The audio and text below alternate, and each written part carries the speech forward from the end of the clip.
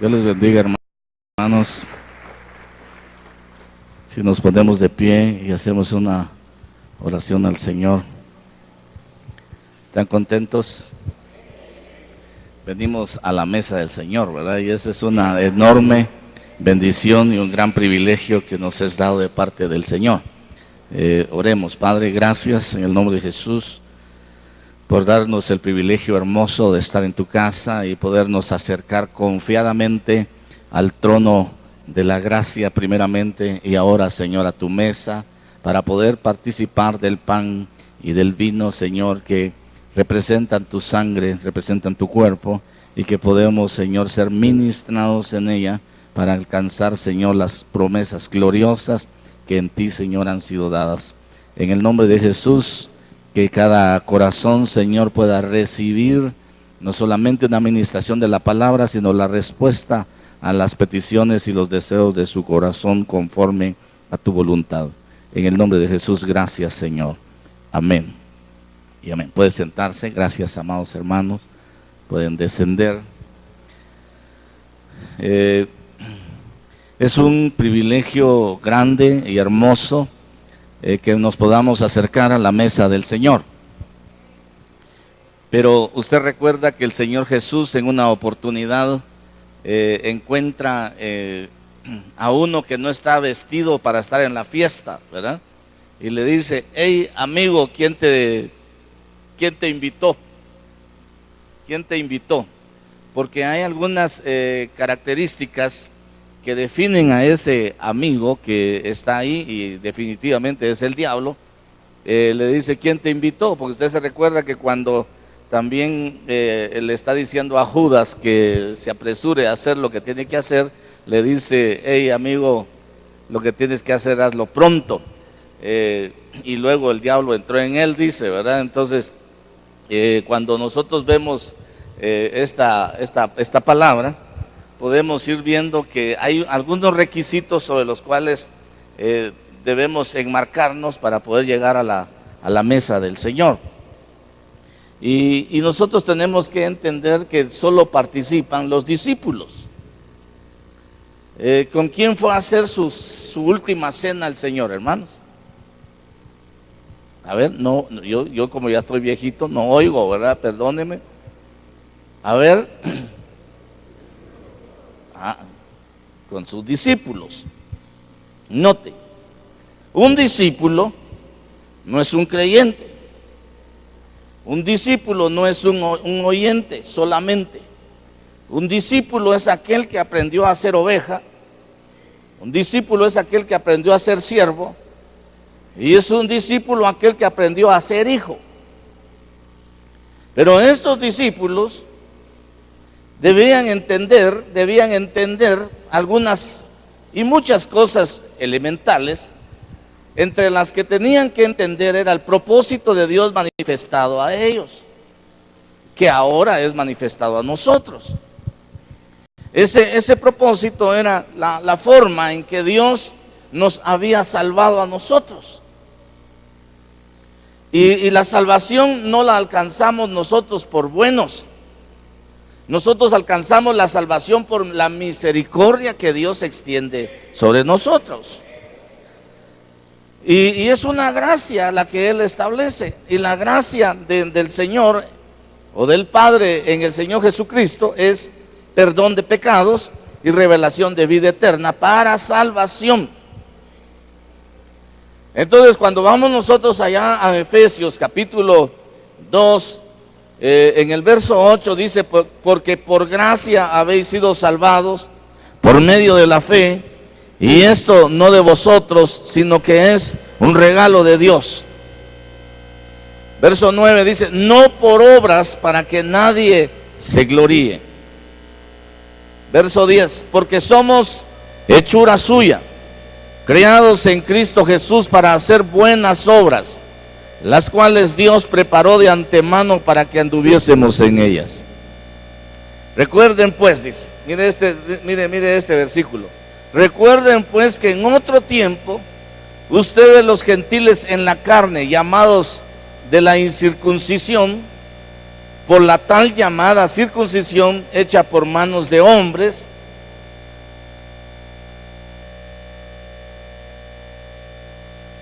Dice el siguiente versículo: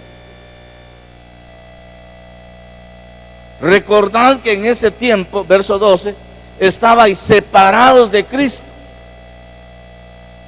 excluidos de la ciudadanía de Israel, extraños a los pactos de la promesa, sin tener esperanza y sin Dios en el mundo. O sea, no teníamos nada. No me vayan a mover ese versículo, por favor, de ahí. Ahora mire, ¿por qué les está diciendo? Recuerden que en aquel tiempo estaban separados de Cristo. Porque según San Juan 1:12, hasta que nosotros recibimos, porque creímos en Cristo, nos dan el derecho de llegar a ser hechos hijos de Dios, engendrados ya no de voluntad de carne ni de sangre, sino de Dios. Nos permiten ser una nueva creación, nos engendran de nuevo, nos dan una nueva genética. Pero lo que está haciendo aquí el apóstol Pablo es: recuerden, hagan memoria que ustedes no eran de las promesas, ustedes no eran de los pactos, ustedes eran llamados incircuncisos. Porque esto se lo voy a explicar así, pero en un pedalazo de bicicleta. Mire pues, se recuerda que cuando Abraham le creyó a Dios e hizo un pacto, a los 99 años se circuncidó. Y cuando se circuncidó a los 99 años, al año tuvo a Isaac. Hasta que se circuncidó, fue fructífero. Entonces, y ahí hace un pacto, y toda su descendencia tenía que circuncidarse en memoria de que había un pacto con Dios. Muy bien, entonces los que tenían los pactos, los que tenían las promesas, los que tenían la bendición, eran los del pacto, la descendencia de, según la carne, de Abraham. De ahí viene Isaac, de ahí viene Jacob, de ahí vienen las tribus, de ahí viene todo Israel. Pero como Abraham le creyó a Dios, se quedó abierta una ventana que se vuelve puerta al final, que es que en él serían benditas todas las naciones de la tierra. Porque como él le creyó a Dios, él iba a ser el padre de la fe, para que ahora nosotros tengamos como padre de la fe a Abraham, porque ahora nosotros creemos en los pactos, en las promesas y en las bendiciones que Dios da. Entonces, en genética, nosotros no pertenecemos a Abraham. En genética física. ¿O es judío usted? Tal vez lo otro que le digo sí, ¿verdad? Pero jodido sí, pero judío no, ¿verdad? Entonces, mire pues, esta genética que les es dada a ellos es una genética espiritual que les permitía y les permite tener acceso a las cosas del reino celestial. Y tenían a Dios por su gobernante, por su rey, por su juez y por todas las cosas. Y el Señor delegaba a hombres para que gobernaran sobre ellos. Pero Israel se empezó a independizar. Se volvió a la democracia, que es el gobierno del pueblo. Pero tiene que volver a la teocracia. Pero como no quiero explicar eso, ahí dejémoslo. Entonces ellos son los que tenían los pactos, las promesas, tenían Dios y tenían esperanza. Nosotros en el folclore judío, o sea, los gentiles, son considerados o somos considerados como el combustible del infierno. Hijos del diablo, va. Porque el que no entendía los pactos y las promesas de Dios, no entendía la misericordia de Dios hasta dónde llegaba, ¿verdad? En cambio, el judío que sí entiende, puede entender estas cosas. Entonces, mire pues, acá vamos a hablar mal de los judíos.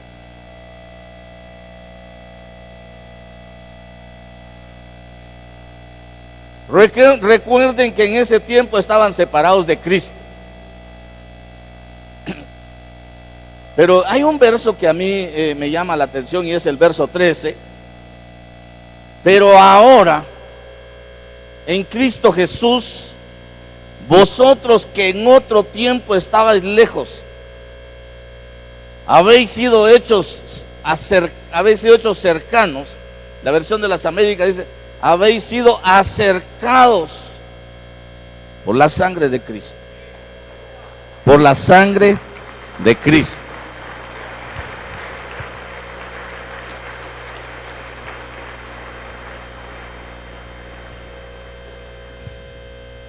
Esa sangre es la que nos viene a dar a nosotros vida. Es la que nos viene a dar a nosotros vida. Por eso nosotros tenemos que entender como discípulos qué cosas ha hecho Dios para que nosotros pertenezcamos al reino. Y ha hecho un montón de cosas que son antinaturales, porque el evangelio es sobrenatural, no depende de la naturaleza. Entonces Dios ha hecho cosas que se podrían decir en nuestra forma propia de entender las cosas, antinaturales. Déjeme un momentito y le explico lo antinatural. Mire, el Señor Jesús le dice a sus discípulos en el Evangelio de San Juan: vosotros estáis limpios por la palabra que os he hablado. En lo natural nosotros nos limpiamos si nos bañamos. ¿Con qué? Con agua. Pero ahora Él está diciendo que hay una ministración, hay una impartición de una palabra que limpia. Eso es antinatural, pero es espiritual. Eso está en San Juan capítulo 15, creo yo, ¿verdad? Entonces, mire pues,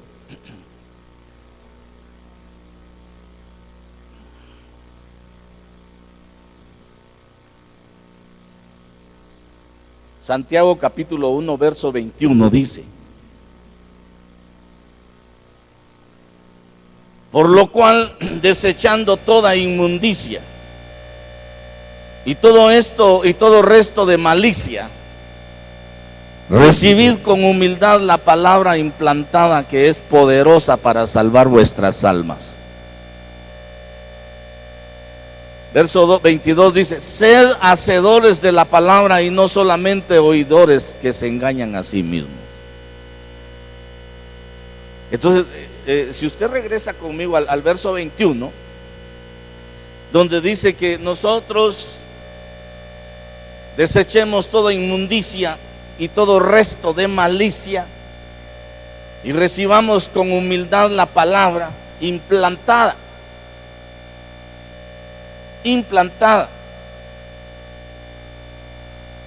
La malicia es el resultado de un criterio sin moderación.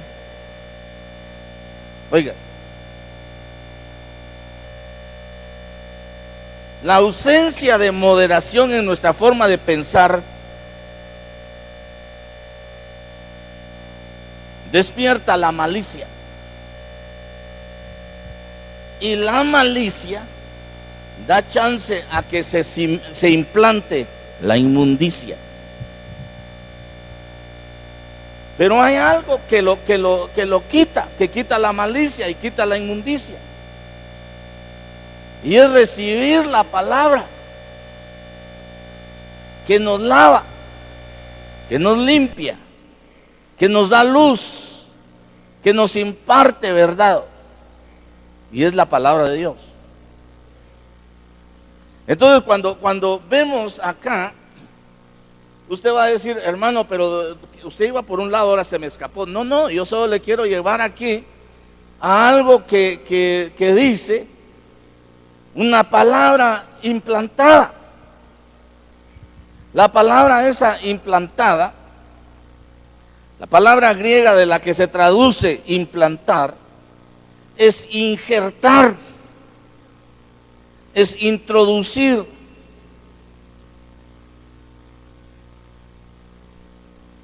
Y eso de injertar suena algo agronómico, ¿verdad?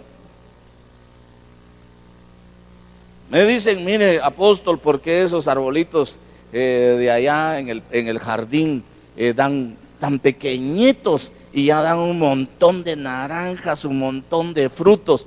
Así tiene que ser el cristiano, le digo. Aunque sea chiquito, tiernito, tiene que dar frutos. Pero no le había explicado esto, que le voy a explicar ahorita. Esos arbolitos fueron implantados. O sea, injertados. Fueron injertados con una yema floral de su misma especie.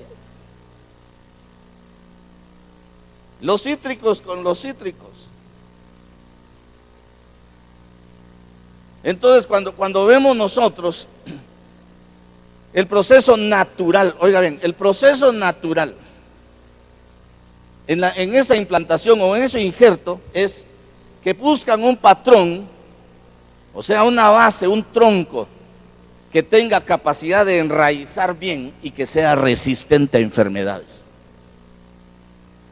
Y la yema que se va a implantar o se va a injertar debe ser una yema de un árbol que produce fruto de buena calidad. Produce fruto de buena calidad. Entonces usted ve que a veces la yemita floral que ponen ahí, rapidito revienta una florecita y ya tiene su limoncito, su naranjita, su mandarina. Cuando usted va a los viveros y dice, ay, deme esta que tiene ya manzanitas o tiene frutas o tiene lo que sea. Usted, mire, aquí tiene este ya tiene limoncito, deme esta tan bonita. ¿Usted se quiere llevar ese o no se quiere llevar ese? El asunto está en que ese patrón se desarrolló antes. Y cuando ya tenía un grosor aceptable donde se podía incrustar una yema floral, ya podía resistir, abrir el cuerito, si usted quiere, o la piel del tallo. Entonces ya podía incorporar su yema. Y ya podía aguantar. Y entonces lo amarran. Abren el patrón, buscan la yema, abren. Y fíjense que cuando se hace injertos en yemas, se hace un corte en cruz. Se hace un corte en cruz para que abra los 4 espacios y meten la yemita y la abraza la siguiente, abrazan a la yemita encima. Y de ahí viene el agricultor y les da una cinta y los amarra al patrón para que estando fresquitos empiece la circulación de la savia a darle vida a esa yema floral, y cuando ya se empieza a adaptar al bombeo que tiene, entonces empieza a abrazarse del patrón y empieza a desarrollar solita para que empiece a dar su fruto. Eso es lo natural. Pero yo le estoy explicando, el patrón debe ser resistente a enfermedades. Y la yema de la misma especie para poderla injertar. Sucede que la palabra dice en Romanos capítulo 11, verso 17, si alguna de las ramas fueron desgajadas y tú siendo un olivo silvestre fuiste injertado entre ellas y fuiste hecho participante con ellas de la rica savia de la raíz del olivo. Mire, no podían injertar uno silvestre en uno bueno. Eso es antinatural. Se puede hacer, pero no es productivo. ¿Para qué quiere más chiribisco usted?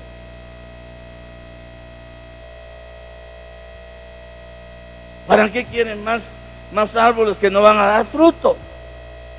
Por eso en San Juan capítulo 15, si usted va conmigo, va a encontrar que el Señor dice: yo soy la vid verdadera. ¿Quién es el Señor Jesús? Y vosotros sois los pámpanos. Mire, y mi Padre el viñador. Miramos el verso 2. Si usted no leyó la Biblia esta semana, conmigo la va a leer hoy aquí. Todo sarmiento que en mí no da fruto lo quita, y todo el que da fruto lo poda para que dé más fruto. Verso 3. Vosotros ya estáis limpios por la palabra que os he hablado. Mire. Verso 4. Permaneced en mí y yo en vosotros, como el sarmiento. El sarmiento son esos bejuquitos de donde cuelgan los racimos de uva. Como el sarmiento no puede dar fruto por sí mismo si no permanece en la vid, así tampoco vosotros si no permanecéis en mí. Verso 5. Yo soy la vid, vosotros los sarmientos. El que permanece en mí y yo en él, ese da mucho fruto. Porque separados de mí, nada podéis hacer. Entonces, ¿usted es una yema que factible de injertar? No. ¿Yo una yema factible de injertar para que dé mucho fruto en lo natural? No. Por eso él hace un proceso antinatural.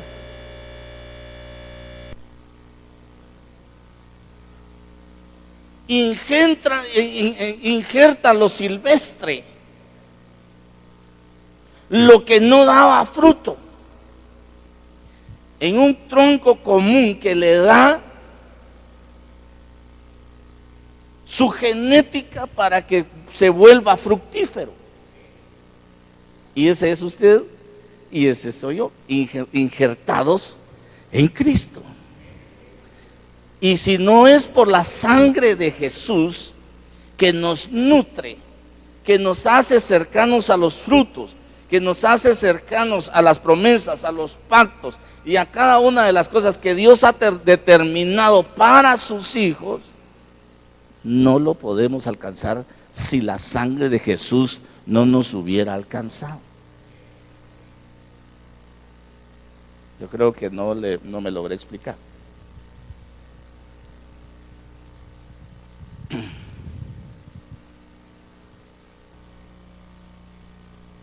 ¿Por qué cree usted que está hablando de que Él es la vid verdadera? ¿Para que crean en Él como el Mesías solamente? No, Él está explicando un proceso natural. Y está diciendo, miren hasta dónde llega la misericordia de Dios. Que de este tronco ustedes no eran partícipes. Pero al Padre que es el viñador le agradó acercarlos por la sangre de su Hijo. y meterlos en el tronco para que sean partícipes de las promesas, de los pactos, de la fe y tengan esperanza en la vida eterna que es manifestada solamente por Él.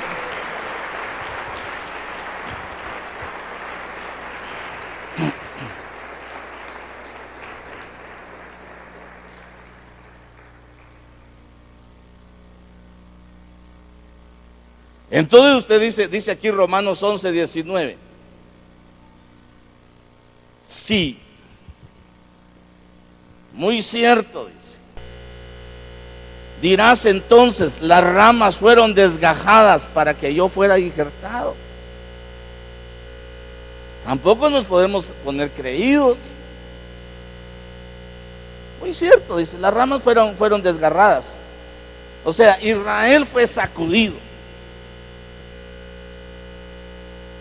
para que nosotros fuéramos injertados. Es muy cierto, dice el verso 20. Fueron desgajadas por su incredulidad. Pero tú por la fe te mantienes firme. No seas altanero, sino teme.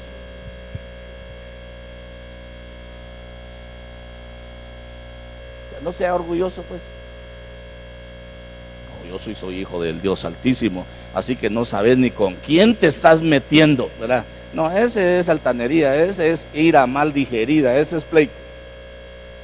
Yo estoy hablando de un fundamento de gloria que nos están dando a nosotros. Israel fue separado por su incredulidad, fue desgajado, no había dado el fruto. Pero ahora nosotros nos dan el tronco a Cristo para que injertados en Él llevemos y demos mucho fruto. Eso usted lo lee ahí en San Juan, ¿verdad? Y lo lee despacito. Entonces, mire, pues aquí viene la sentencia en el verso 21, si usted no da fruto, si yo no doy fruto. Porque si Dios no perdonó a las ramas naturales, ¿qué dice? No se oye, Padre.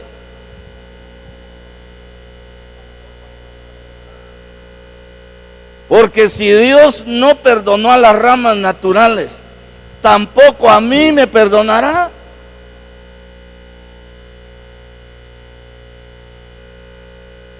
Hermano, yo estoy bien así, tengo muchos compromisos, no puedo hacer mayor cosa. Tú fuiste injertado en el patrón y te están dando la savia para que tengas vida y la tengas en abundancia y para que lleves mucho fruto. Si no perdonó a Israel porque no dio fruto,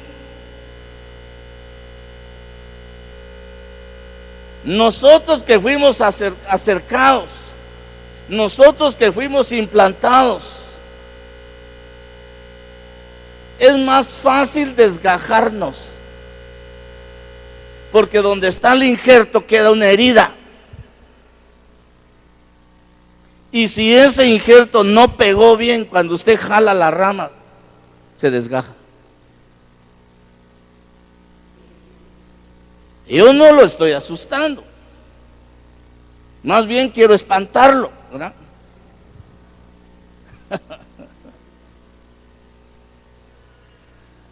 No se atenga. ¿Cuántos son hijos de Dios aquí? Injertados a Cristo, ministrados por la savia que es la sangre de Jesús. ¿Cuántos hay aquí? Bueno. ¿Sabe cuál es la demanda que Dios tiene sobre usted? Que dé fruto.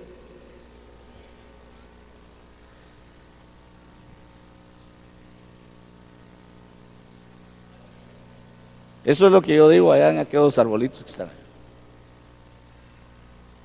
Así tiene que ser el cristiano. Y me gusta que estén así, y por eso regaño, porque son un ejemplo para nosotros. El árbol que no da fruto se va. Se va. Quiten este árbol porque no dio fruto. A Jaimito un día le dije, quítate este árbol, mira, este no ha dado fruto. Pero es injertado. Si quieres cargátelo, pero yo no lo quiero ahí.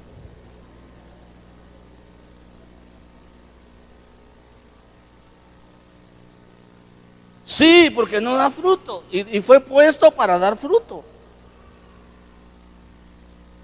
A ver, le hago una pregunta pues. ¿Usted ha visto el que está pegado al bautisterio? Una mandarina que está ahí, ¿verdad? Y ya vio otra que está aquí en el centro del otro jardín. ¿De qué tamaño son las mandarinas? Tampoco son papayas, hermano, ¿verdad?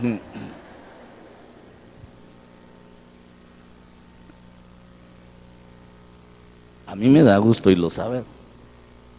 Y yo digo que el Señor le da gusto verlo a usted y verme a mí que tengamos fruto, hermano.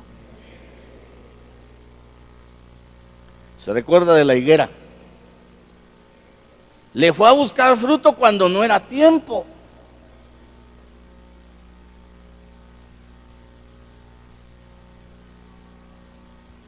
Quiere decir que nosotros debemos tener fruto en todo tiempo.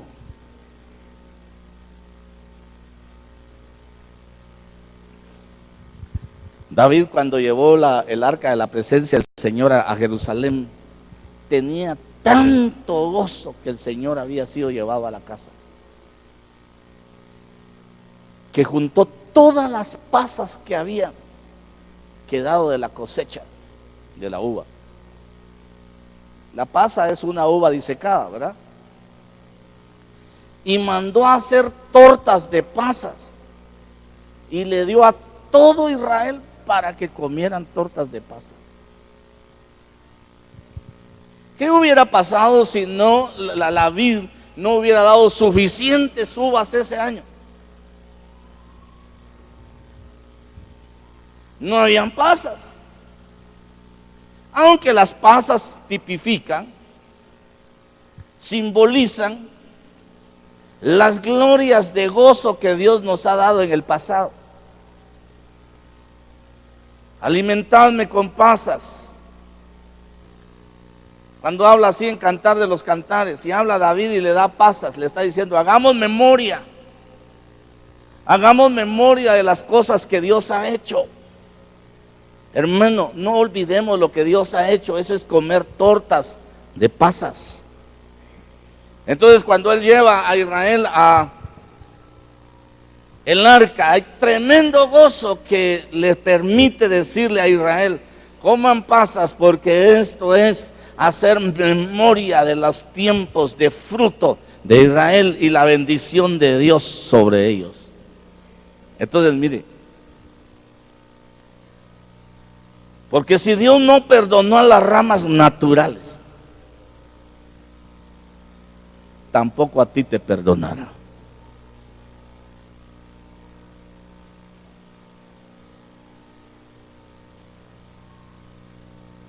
Pero en el verso 22 lo consuela un poco y dice, mira pues la bondad y la severidad de Dios.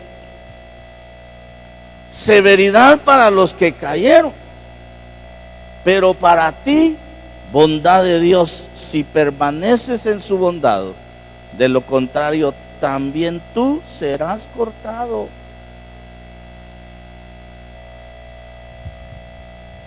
Qué tremendo, hermano.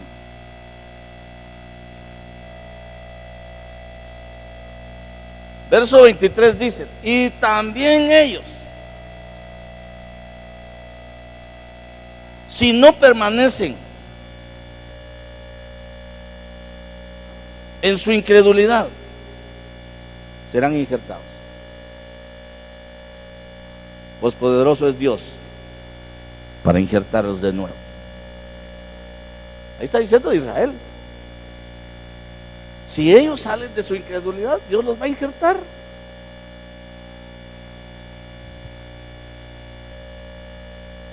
En el verso 24 dice, porque si tú fuiste cortado lo que por naturaleza es un olivo silvestre, y contra lo que es natural fuiste injertado en un olivo cultivado, es lo que le estaba explicando, cuánto más estos que son las ramas naturales serán injertados en su propio olivo. O sea, ¿de quién ha tenido más misericordia Dios?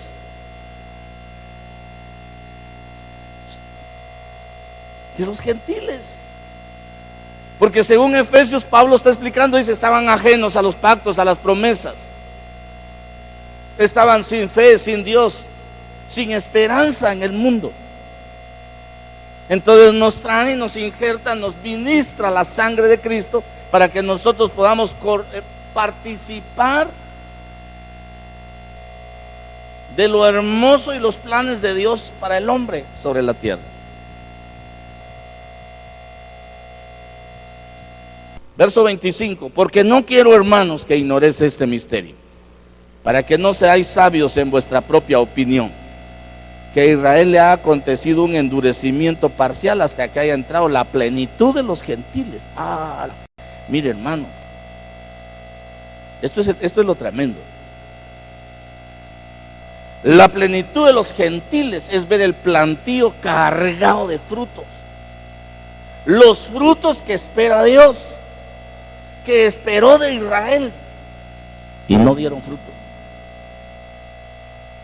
No se va a ir a presentar usted delante de Dios como una gran vara que no dio nada, porque fíjense que los arbolitos estos injertados, de repente del patrón, la yema floral y la rama injertada está arriba, y de repente de la parte de la base salen unas varas bien desarrolladas y van para arriba, ¿verdad?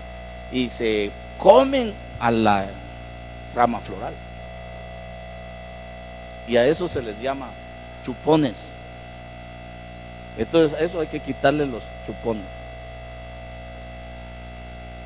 Por eso Pablo dice, yo quiero que entiendan este misterio, para que no sean sabios en su propia opinión, que a Israel le ha acontecido un endurecimiento parcial hasta que haya entrado la plenitud de los gentiles. Cuando Dios vea que todos nosotros los gentiles ya dimos fruto y estamos en la plenitud de la fructificación, entonces se va a manifestar Israel. Pero cuando nosotros demos el fruto pleno, es cuando nos vamos, es cuando somos cosechados, y es cuando empieza Israel a salir de su endurecimiento y su encuentro personal de nuevo con el Señor. Verso 26 dice, y así todo Israel será salvo, tal como está escrito, el libertador vendrá de Sión, apartará la impiedad de Jacob. Sión es la iglesia. El libertador vendrá de Sión, es de la iglesia. Es donde nosotros, donde fuimos injertados en el patrón, en el libertador, que con su sangre nos dio vida. Porque estábamos muertos en nuestros delitos y en nuestros pecados.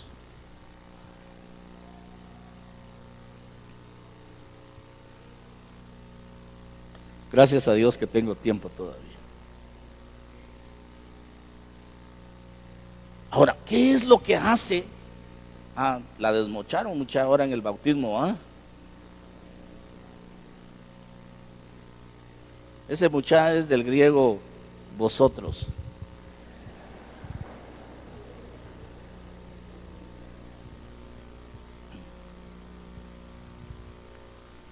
Sospecho que la desmocharon. Dios los perdone, como me perdonó a mí.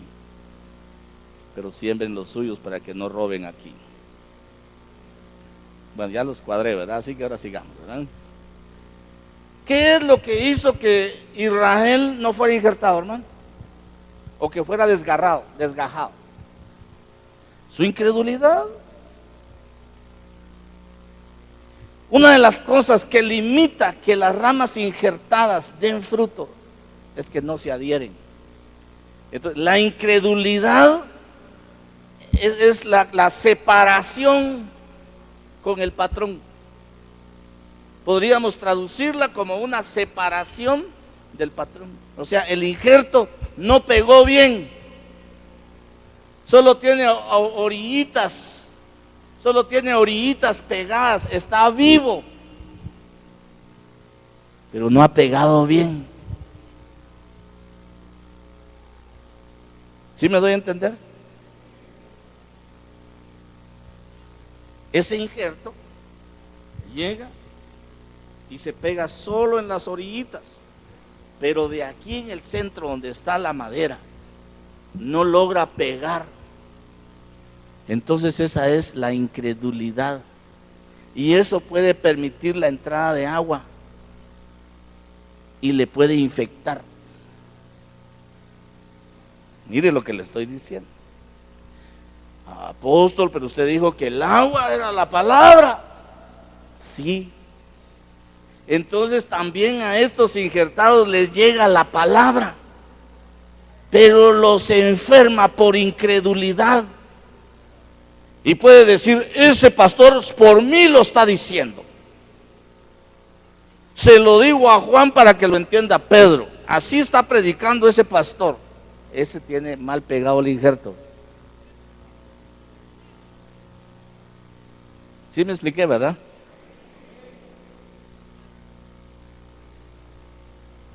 ¿Por qué no es valiente y me lo dice en mi cara?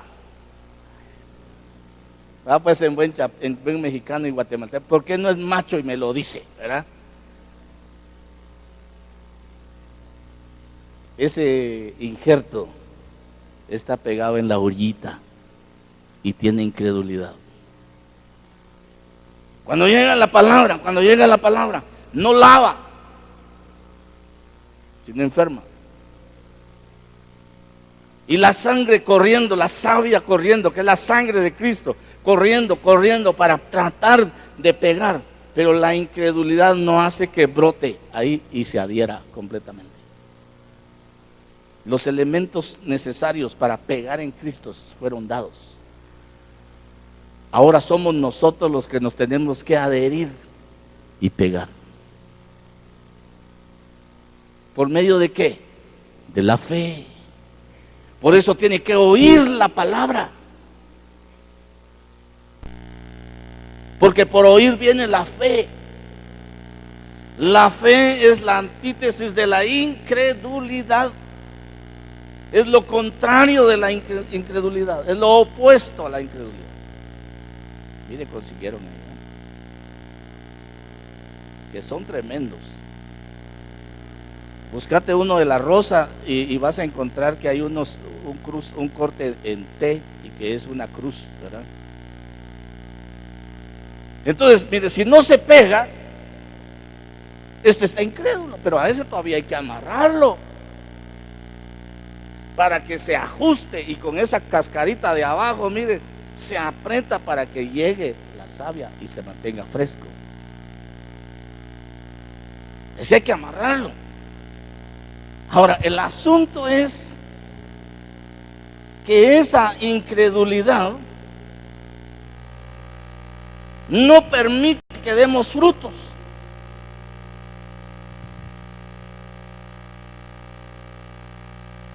¿Se recuerda usted que hay un hombre que le lleva